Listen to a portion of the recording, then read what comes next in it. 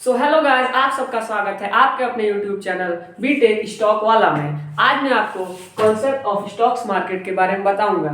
जैसे कि आप लोग सुने ही होंगे कि मार्केट बहुत रिस्की होता है। तो आपको क्या लगता है कि स्टॉक मार्केट बहुत रिस्की है? तो जैसा कि आपको बहुत बड़े बड़े यूट्यूबर्स ने, बहुत बड़े बड़े लोगों ने, चाहे आपने बहुत जगह से सुना होगा कि स्टॉक मार्केट बहुत रिस्की है, ये एक जुआ है। तो ऐसा नहीं है। यहाँ पे मैं आपको अभी एक्सप्लेन करता हूँ कि market is not risky as you think. So जैसे कि is is market risky? Is market risky? What do you think guys?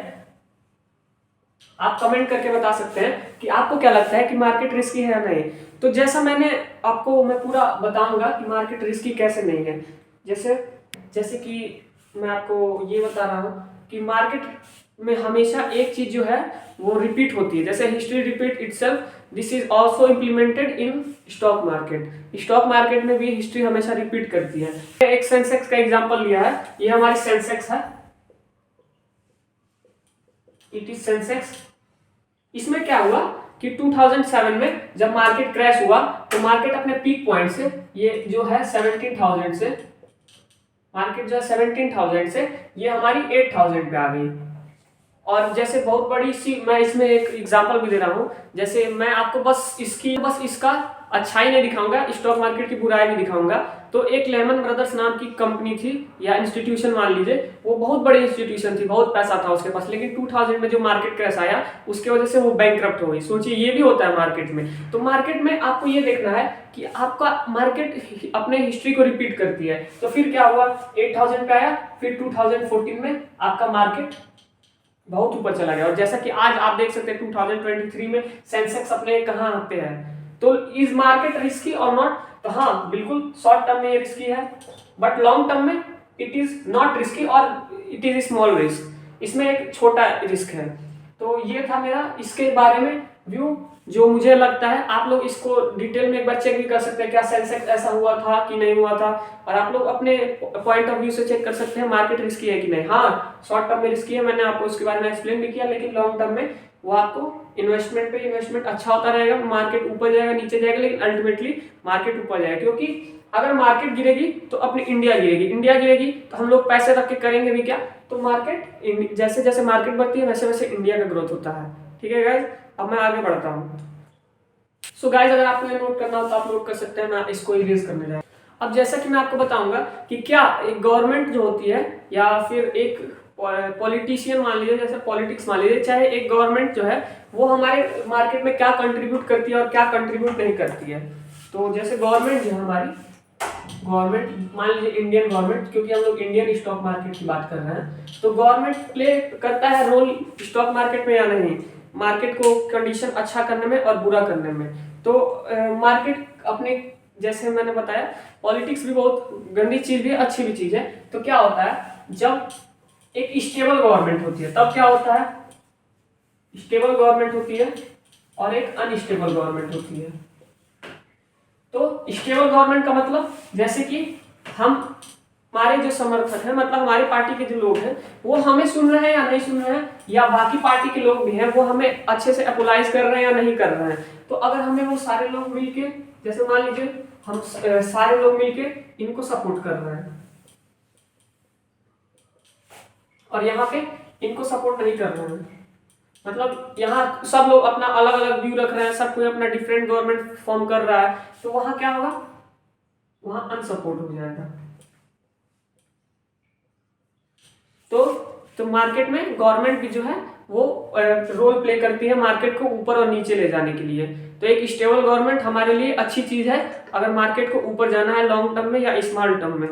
Okay guys, understand? So let's go to our next term. So guys, अब मैं अपने next concept पे बढ़ता हूँ। तो next concept हमारा ये है, जैसे मिथ्स है मार्केट में बहुत सारे, कि क्या फाइनेंशियल डिग्री इंपॉर्टेंट है या नहीं है इंपॉर्टेंट। तो मैं इसके लिए समर्थन नहीं करूंगा कि फाइनेंशियल डिग्री इंपॉर्टेंट है, क्योंकि जहां तक मैं जानता हूं और जहां तक मैंने देखा है और मैंने ऑब्जर्व किया है कि मार्केट में आपको फाइनेंशियल डिग्री की जरूरत नहीं है। मार्केट सारे बिलियनर्स हैं जो कि बिना फाइनेंशियल डिग्री के भी बहुत आगे बिलियनर्स बने हैं। तो जैसे उनमें नाम है रमेश दमानी, राधा कृष्णन दमानी, आप लोग इनके बारे में पढ़ भी सकते हैं।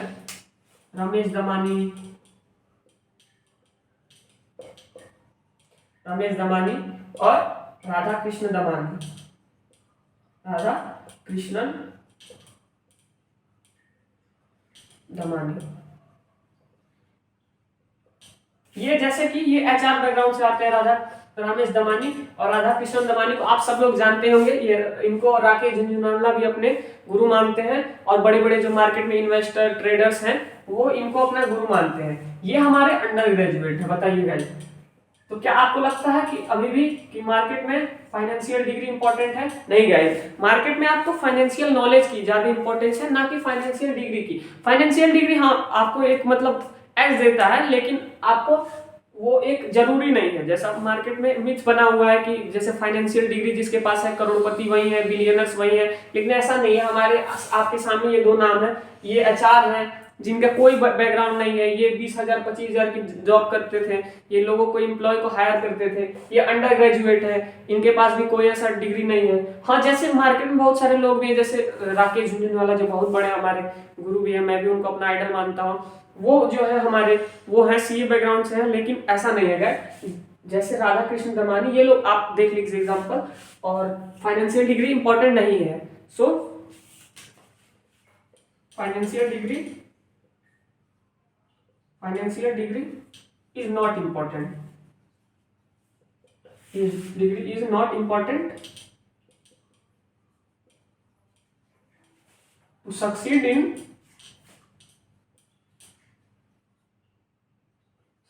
Stock market.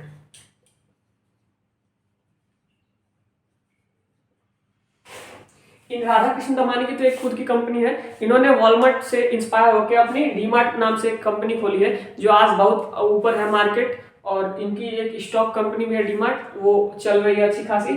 तो आप समझिए इन्होंने स्टॉक मार्केट से अपना बिजनेस भी स्टार्ट कर लिया। जो डीमार्ट आज इंडिया की बहुत बड़ी होलसेल दुकान, जैसे आप किराने की दुकान मान सकते हैं, इनकी डीमार्ट नाम से बिजनेस भी है, डी मार्ट। तो ऐसे ऐसे लोग भी हैं भारत में, आप लोग इसको नोट डाउन कर लीजिए। मैं इसको इरेज करता हूँ अगले स्लाइड में। अब जैसा कि मैंने आपको राधा कृष्ण दमानी के बारे में बताया था, उनकी एक खुद की कंपनी है जिसका नाम है डीमार्ट।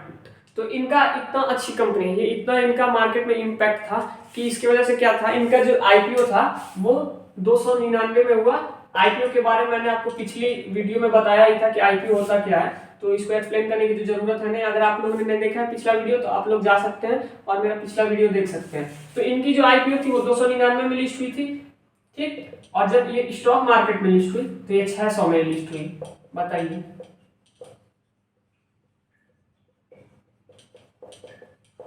600 में लिस्ट हुई और 299 में आईपीओ आया था। जिन्होंने इनकी कंपनी में इन्वेस्ट किया, गई बताइए 20 से 30 दिन में इन्हें दुगुना रिटर्न मिल गया। तो इनकी कंपनी बहुत अच्छी है डीमार्ट। जैसे अभी ये शायद 12 या 1300 चल रही है या 700 ऐसे समथिंग, मुझे एग्जैक्ट वैल्यू नहीं पता है।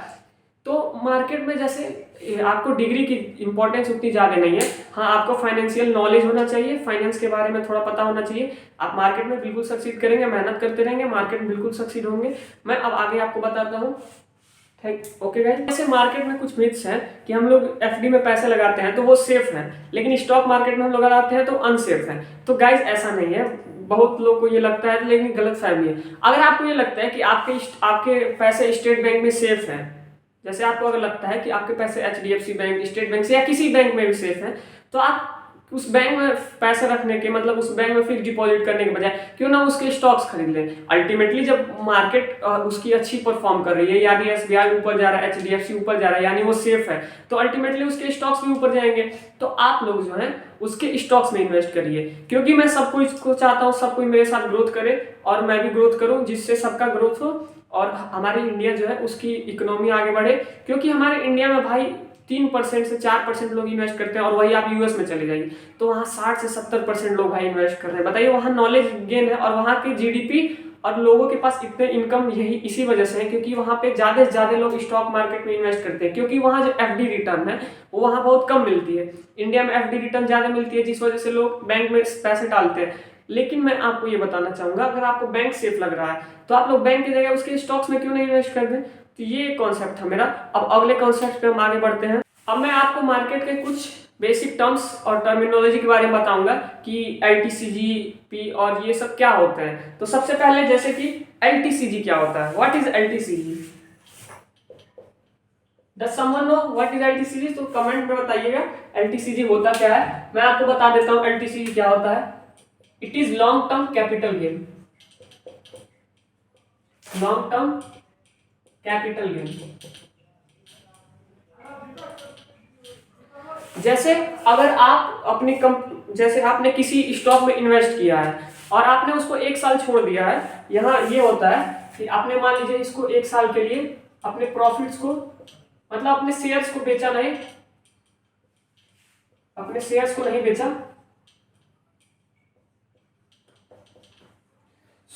तो इस जो 1 साल का जो प्रॉफिट है और जो शेयर्स है आपने उसको बेचा नहीं 1 साल तक, तो आपको जो है 1 साल बाद उस पे मतलब कोई टैक्स नहीं लगेगा, आप लोग उस पे नो टैक्स, कोई टैक्स नहीं लगेगा। तो हमारे बहुत ही जो प्रसिद्ध इन्वेस्टर है के जूनियर, ये इसका बहुत यूज करते थे अपने टैक्स को बचाने के लिए। लॉन्ग टर्म कैपिटल गेन का मतलब एलटीसी का मतलब लॉन्ग टर्म कैपिटल गेन होता है। यानी इसमें ये होता है कि आप अगर किसी शेयर को 1 साल तक होल्ड किए हैं तो आपका उस पर कोई टैक्स नहीं लगता है। ओके गाइस, सो अगले टर्म्स पहुंचते हैं। अगला टर्म्स हमारा ये है, सो जस्ट इसको नोट कर लीजिए। अगला टर्म मैं आपको बताऊंगा कि फेस वैल्यू क्या होता है। सो गाइस अगला कंसेप्ट है हमारा फेस वैल्यू। फेस वैल्यू क्या होता है? तो तो फेस वैल्यू होता क्या है? तो जिस प्राइस पे किसी स्टॉक्स को उसके प्रमोटर्स ने खरीदा है तो वो हमारा फेस वैल्यू होता है। Like promoters the price on which promoters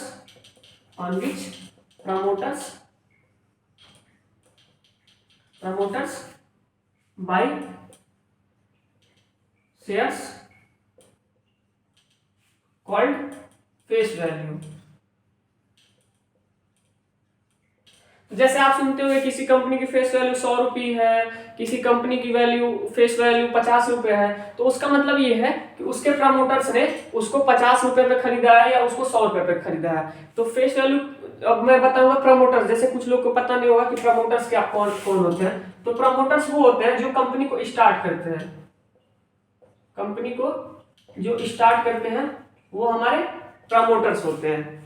okay guys, समझ आ गया आप लोग को? अगर आप लोगों को कुछ ना समझ आ रहा तो आप लोग कमेंट में बता सकते हैं। पिछली कमेंट्स में मुझे जैसे बहुत अच्छे मिले, डाउट नहीं मिले, तो आगे से आप लोग डाउट बताया करिए जिससे मैं आप लोग को और क्लियरिटी से बता सकूं और मैं आप लोग के डाउट को सॉल्व कर सकूं। अब हम लोग आगे बढ़ते हैं। अब गाइस डिविडेंड क्या हो सकता है? मार्केट में आपने बहुत सुना होगा कि जो बड़े बड़े इन्वेस्टर्स हैं हमारे, वो अपने स्टॉक्स को ना बेच के डिविडेंड के पैसों से अपना घर चलाते हैं। जैसे वॉरेन बफेट, ये लोग डिविडेंड के पैसे को खा भी लेते हैं और इतना पैसा हो जाता है कि इसको बचा के वो लोग फिर से री इन्वेस्ट कर देते हैं। तो डिविडेंड होता क्या है? तो डिविडेंड क्या होता है? जैसे डिविडेंड से आपको समझ आ रहा होगा डिवाइड और एंड। तो इसका मतलब क्या है? इसका मतलब ये है गाइस कि जो हमारी कंपनी है, जैसे हमारी XYZ, मैंने पहले वीडियो में कंपनी मानी थी, वो बहुत अच्छा प्रॉफिट कर रही है। उनका टर्नओवर साल बाई साल बढ़ रहा है और उनका वैसे ही टर्नओवर जैसे जैसे बढ़ रहा है वैसे वैसे उनका प्रॉफिट भी बढ़ रहा है।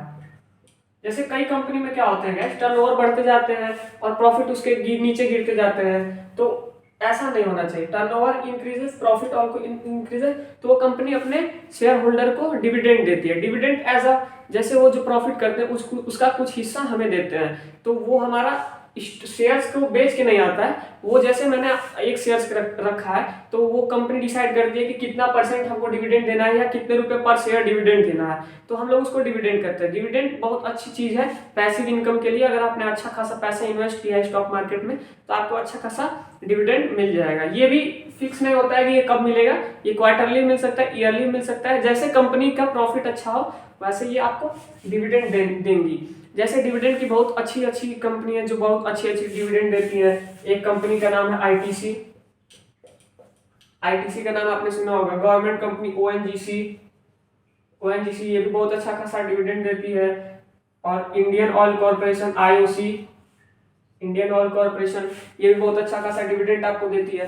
तो डिविडेंड का कॉन्सेप्ट ये था। अब मैं आपको बताऊंगा आगे कि स्टॉक स्प्लिट क्या होता है। ये सब बेसिक टर्म है, तो मैं आपको बताऊंगा कि स्टॉक स्प्लिट क्या होता है। तो आप इसको नोट कर लीजिए, मैं आपको आगे बताता हूँ कि स्टॉक स्प्लिट क्या होता है। स्टॉक स्प्लिट क्या होता है, तो स्टॉक स्प्लिट से आप समझ ही पा रहे होंगे कि स्टॉक का मतलब, जैसे मैंने बताया था आपको पिछली वीडियो में, माल, और स्प्लिट का मतलब अलग करना, मतलब उसको दो हिस्सों में बांट देना।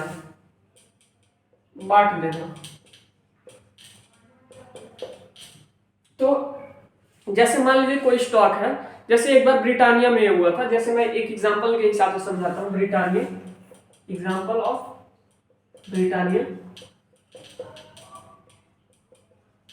तो ब्रिटानिया में एक बार क्या हुआ था कि यहाँ पे जैसे मैंने आपको पिछले अभी बताया था कि फेस वैल्यू क्या होता है। तो जैसे मान लीजिए ब्रिटानिया का फेस वैल्यू है 100 रुपीज। जैसे मान लीजिए ब्रिटानिया का फेस वैल्यू है 100 रुपीज। तो यहाँ क्या हुआ, जैसे मान लीजिए आपके पास 100 शेयर्स पड़े हुए थे at a rate of 10 rupees.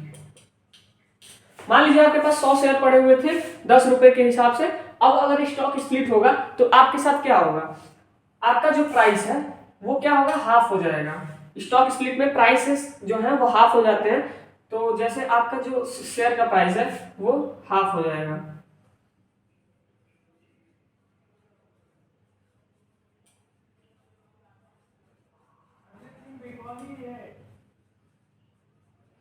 तो इससे आपको ये लग रहा होगा कि जब स्टॉक का शेयर का प्राइस हाफ हो जाएगा तो स्टॉक स्प्लिट से तो हमें नुकसान है। तो ऐसा नहीं है, स्टॉक स्प्लिट से ना ही आपको नुकसान है ना ही आपको फायदा है, लेकिन अल्टीमेटली वो लॉन्ग टर्म में आपके लिए फायदा हो सकता है। ठीक है, अब बताता हूं मैं क्यों। जैसे आपके यहाँ 100 शेयर थे आपके पास स्टॉक स्प्लिट होने से पहले, और इसका प्राइस था 10 रुपए, लेकिन स्टॉक स्प्लिट के बाद इसके प्राइस हाफ हो गया, यानी 5 रुपीज हो गया। लेकिन इसी के साथ जब आपका स्टॉक स्प्लिट होता है तो जितने नंबर ऑफ शेयर थे आपके पास, जितने नंबर ऑफ शेयर थे वो डबल हो जाते हैं। तो जैसे आपके पास 100 शेयर थे, अब वो 200 शेयर हो जाएंगे। आपके पास 200 शेयर हो गए एट अ रेट ऑफ, जैसे उसका प्राइस भी हाफ हुआ था, at a rate of 5 rupees. तो अब अगर आप इसको मल्टीप्लाई करेगा तो आपका हो जाएगा 200 शेयर इंटू 5, 1000 रुपीज। और इस केस में भी आपका 100 shares into 10 rupees equal to 1000 rupees. तो दोनों केस में ना ही आपका प्रॉफिट हुआ ना ही नुकसान हुआ। तो ऐसा नहीं है कि स्टॉक स्प्लिट से हमें नुकसान होता है या हमें फायदा होता है। अब ये बात ये हुई कि स्टॉक स्प्लिट कोई कंपनी करती क्यों है। तो स्टॉक स्प्लिट इसलिए होता है कि जो छोटे इन्वेस्टर हैं यानी रिटेल इन्वेस्टर, वो भी शेयर्स को खरीद पाए। तो जैसे मान लीजिए ये कंपनी का शेयर चल रहा है 100 रुपीज पे। अब जो छोटा इन्वेस्टर है वो अफोर्ड नहीं कर पा रहा है, मान लीजिए किसी के पास 100 रुपये नहीं है, आगे कंपनी सोच रही है कि कंपनी में हमारे और लोग इन्वेस्ट करने के लिए तैयार हैं, लेकिन उनके पास पैसे कम है तो इतने पैसे नहीं दे पा रहे हैं। तो अब वो क्या करेंगे, कंपनी 50 रुपीज पे कर देगी, जिससे छोटे जो ट्रेडर्स हैं या छोटे इन्वेस्टर्स हैं वो भी मार्केट में आने लगेंगे, जिससे क्या होगा, शेयर के प्राइस तो हाफ हो जाए, शेयर के प्राइस तो 50 हो गए, जिसकी वजह से जो छोटे प्लेयर्स हैं मार्केट में वो एंटर करेंगे और वो 50 रुपीज पे खरीदेंगे, जिससे मार्केट का शेयर बढ़ेगा, शेयर के प्राइसेस बढ़ेंगे। जब मार्केट में ज्यादा डिमांड होगी और सप्लाई कम होगी तो शेयर के प्राइस बढ़ेंगे और उसकी वजह से मार्केट ऊपर जाएगी। तो ये जो आपका 100 रुपीज है ये 2000 भी हो सकता है, मार्केट ऊपर जाने लगी। तो स्टॉक स्प्लिट का फायदा ये होता है, और कंपनी स्टॉक स्प्लिट छोटे रिटेल इन्वेस्टर्स के लिए करती है, उनको आकर्षित करने के लिए करती है। तो स्टॉक स्प्लिट का टर्म ये था। ये हमारे स्टॉक मार्केट का लोगों को बहुत डिफिकल्ट टर्म लगता है, लेकिन मैंने आपको समझा दिया। ओके गाइस, अब हम अपने नेक्स्ट टर्म पे बढ़ते हैं। तो आप लोग इसको नोट डाउन कर लीजिए, मैं अब इसको रब करता हूँ। अब अगला टर्म है हमारा एलटीपी। What is LTP? तो एलटीपी का फुल फॉर्म होता है आपका last traded price. Last traded price, तो इसका मतलब क्या, लास्ट ट्रेडेड प्राइस का मतलब, वैसे इन्वेस्टिंग में उतना इसका मतलब नहीं है, लेकिन ट्रेडिंग में है। तो जैसे मैं आपको बेसिक से एडवांस तक बताऊंगा तो उसमें हर चीज़ मैं बताऊंगा। तो लास्ट ट्रेडेड प्राइस होता ये है, जैसे मान लीजिए आज का डे ओपनिंग हुआ 9:15 पे और इन होता है 3:30 पे, तो जो लास्ट 3:30 पे आपका प्राइस है, यानी मान लीजिए किसी स्टॉक का प्राइस 110 रुपये है, 102 रुपये है 3:30 पे, तो वो हमारी लास्ट ट्रेडेड प्राइस हो जाएगा, मतलब लास्ट टाइम पे उस समय उसका प्राइस उतना था। और ये ऐसा नहीं है कि 3:30 पे डिसाइड होता है, ये जैसे आपको अगर 9 मतलब किसी भी टाइम में आपको बाइंग करना है, मान लीजिए आपको 11 बजे बाइंग करना है, तो 11 बजे जो ट्रेडेड प्राइस चल रहा होगा उसको हम लोग लास्ट ट्रेडेड प्राइस कहेंगे, यानी एलटीपी बोलते हैं। इसका इस्तेमाल ट्रेडिंग में ज़्यादा होता है, इन्वेस्टिंग में भी होता है। इन्वेस्टिंग में जो आपको स्टॉक्स खरीदने हैं उसके बेसिस पे इसका इस्तेमाल होता है। अब गाइस मार्केट टाइमिंग्स क्या होता है, तो मार्केट टाइमिंग्स हमारे बहुत सारे होते हैं। जैसे प्री ओपनिंग मार्केट एक होता है, प्री ओपनिंग मार्केट जो हमारा चलता है 9 बजे से लेके 9:15 तक। इस बीच में क्या होता है कि हमारे ऑर्डर्स मैच किए जाते हैं और एग्जीक्यूट होते हैं, और फिर होता है हमारा मार्केट आवर्स जो हमारा 9:15 से लेके 3:30 तक चलता है। ये हमारा होता है मार्केट आवर्स, जिस बीच में हम लोग बाइंग और सेलिंग करते हैं, बाइंग और सेलिंग कर पाते हैं। और एक इसके बाद होता है हमारा एएमओ, आफ्टर मार्केट ऑर्डर्स। ये हमारा एएमओ होता है आफ्टर मार्केट ऑर्डर्स। ये होता है हमारा 4 बजे से लेके 4 PM टू 9 AM। तो एएमओ क्यों होता है, एएमओ सेगमेंट इसलिए लाया गया मार्केट में, जैसे बहुत सारे जो हमारे लोग नौकरी करते हैं उनको भी इन्वेस्ट करना होता है। जैसे कंपनी में उनको फोन वगैरह यूज करने का अलाउ नहीं होता है, तो वो लोग एएमओ में अपने ऑर्डर्स को एग्जीक्यूट करते हैं। मतलब ये 4 PM से 9 AM तक ये लोग ऑर्डर को प्लेस कर सकते हैं, और आफ्टर 9 AM से लेके 9:15 के बीच इनका ऑर्डर मैच होता है और एग्जीक्यूट होता है। तो ये था मार्केट टाइमिंग्स। अब आगे मैं आपको बताऊंगा गैप डाउन और गैप अप क्या होता है। अभी हमारा लास्ट टर्म है कि गैप डाउन और गैप अप क्या होता है। तो गैप अप का मतलब ये होता है कि थोड़ा सा ऊपर खुलना,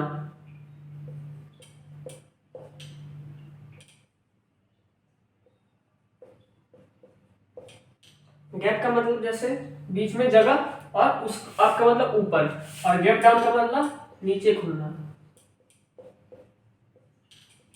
ये मार्केट के हिसाब से मैं आपको बता रहा हूं, नीचे खुलना। तो गैप अप क्यों होता है और गैप डाउन होता क्यों है, तो जैसे मैंने आपको बताया था अभी पिछले स्लाइड में कि 9 बजे से लेके 9:15 के बीच में जो एएमओ के ऑर्डर्स होते हैं, जो